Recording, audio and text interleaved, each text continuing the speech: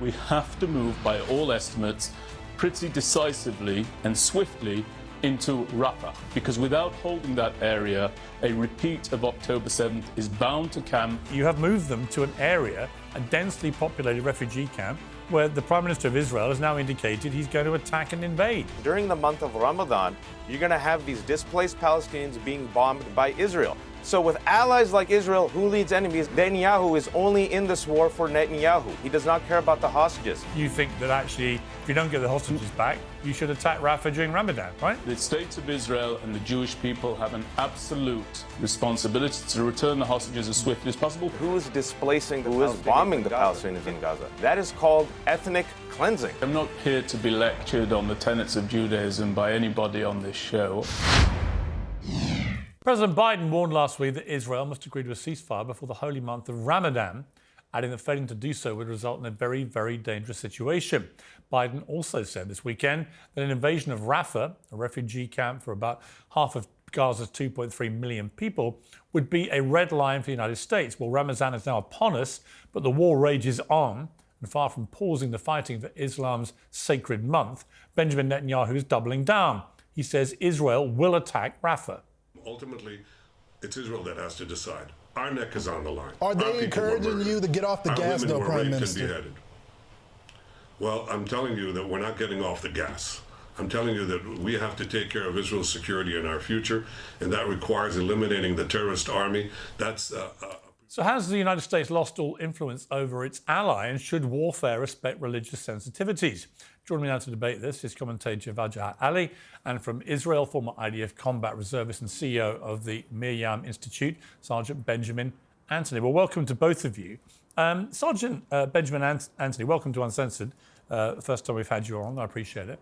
Benjamin Netanyahu, pretty direct and blunt today that whatever the United States may think about it or say to him, he's going to finish the job of wiping out Hamas, and if that involves many more casualties, so be it.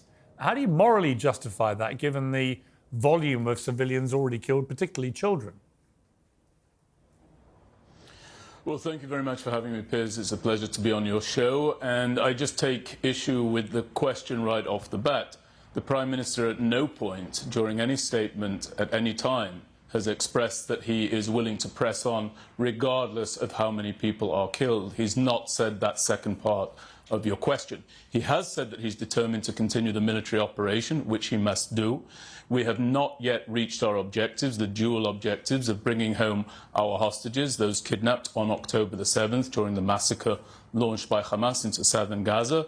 And we've also not yet come to the point where we have destroyed Hamas's military capabilities. In order to do the second part of that, we have to move, by all estimates, pretty decisively and swiftly into Rafah, the city in the southern part of the Gaza Strip, adjacent to the Rafah crossing, appropriately named, because without holding that area, a repeat of October 7th is bound to come. Unfortunately, as we learned on October 7th, at a time of our enemies' choosing and our enemies' initiation. It's vital that the Prime Minister move forward. Most of whom were directed to go there by Israel, most of whom are refugees, many of whom are women and children. So again, I ask, what is the moral justification for bombing a massive refugee camp?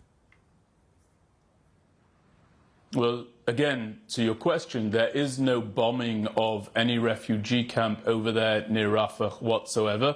In fact, the IDF is basically in a holding pattern around the city to the north of Rafah called Khan Yunis. But let's take what you mentioned. The very fact, you'll agree, I'm sure, that there are 1.3 million estimated displaced persons inside the Gaza Strip from other areas of the Gaza Strip is testament to the morality of the Israel Defense Forces, who have moved those individuals out of the line of fire as we have operated very professionally. You've now moved them right into the line of fire. With respect, Sergeant Anthony, you've moved them to a place that you've now...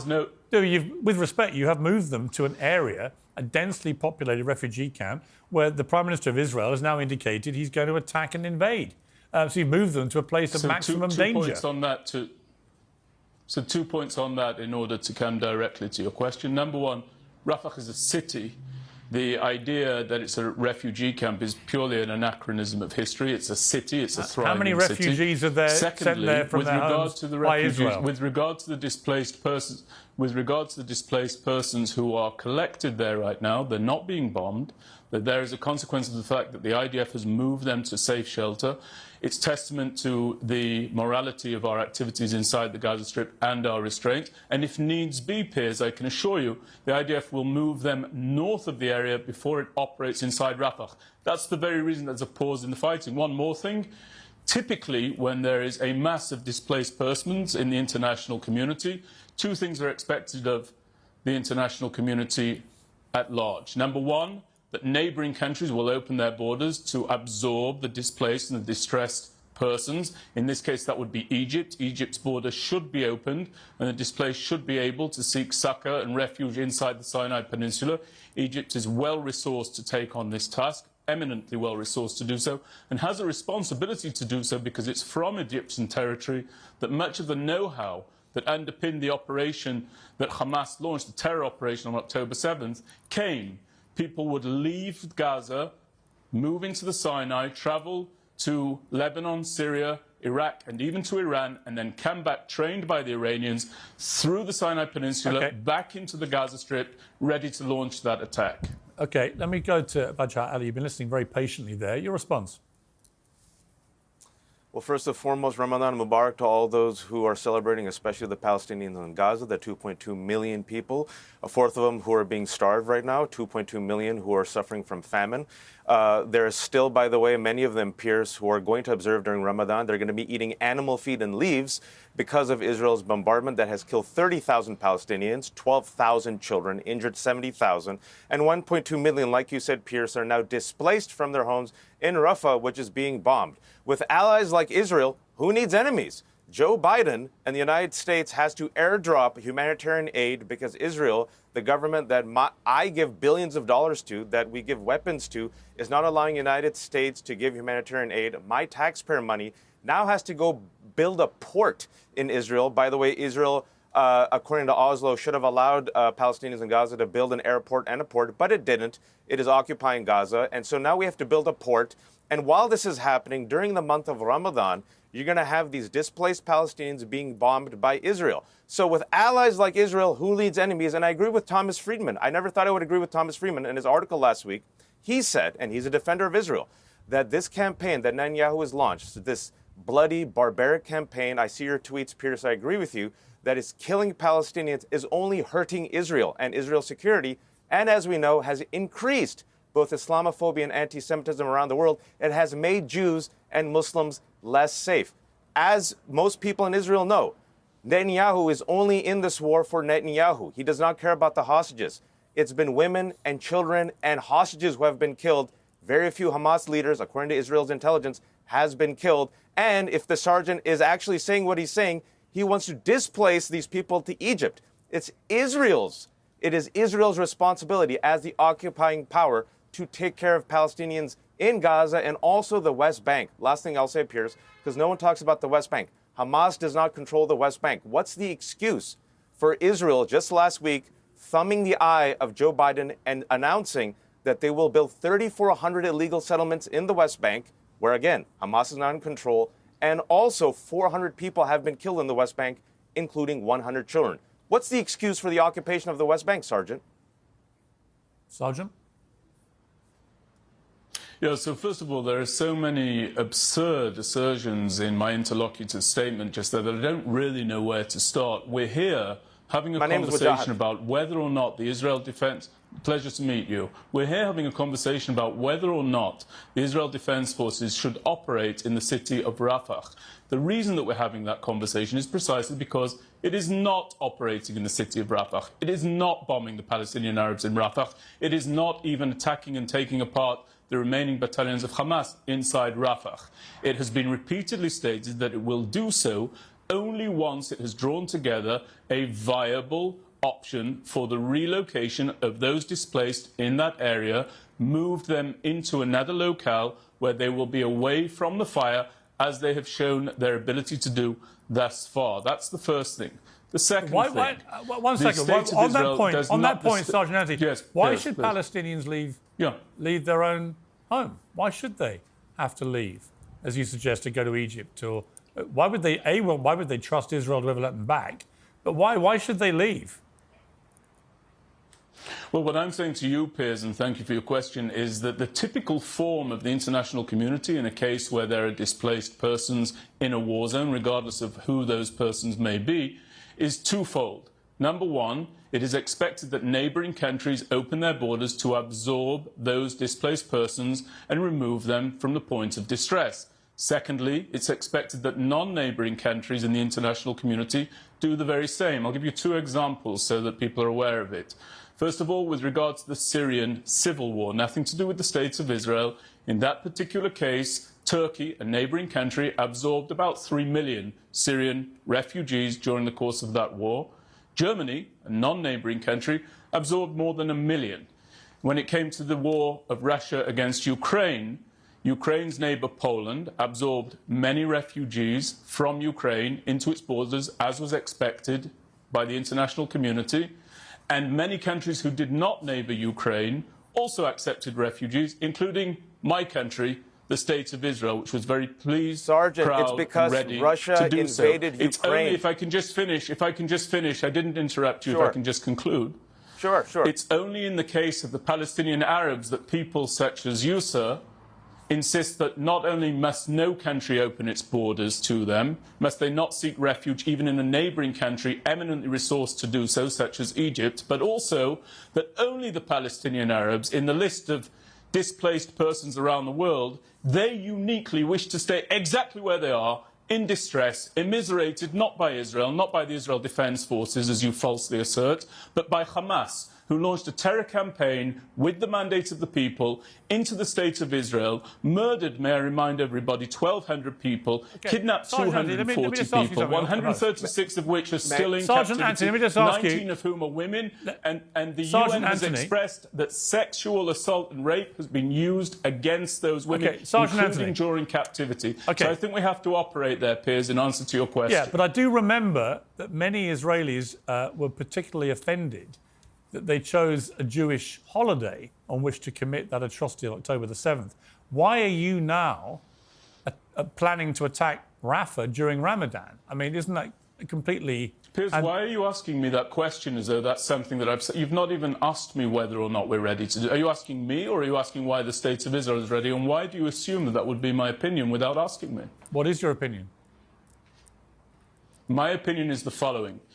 The people of the Muslim faith are not the only ones who have an adherence to a religious code. I've seen on your show many, many times that people have quoted texts and passages in Arabic. That's perfectly fine and appropriate for people to do. Let me quote something in Hebrew. En mitzvah kepidyon shvuim. There is no commandment greater than the release of hostages.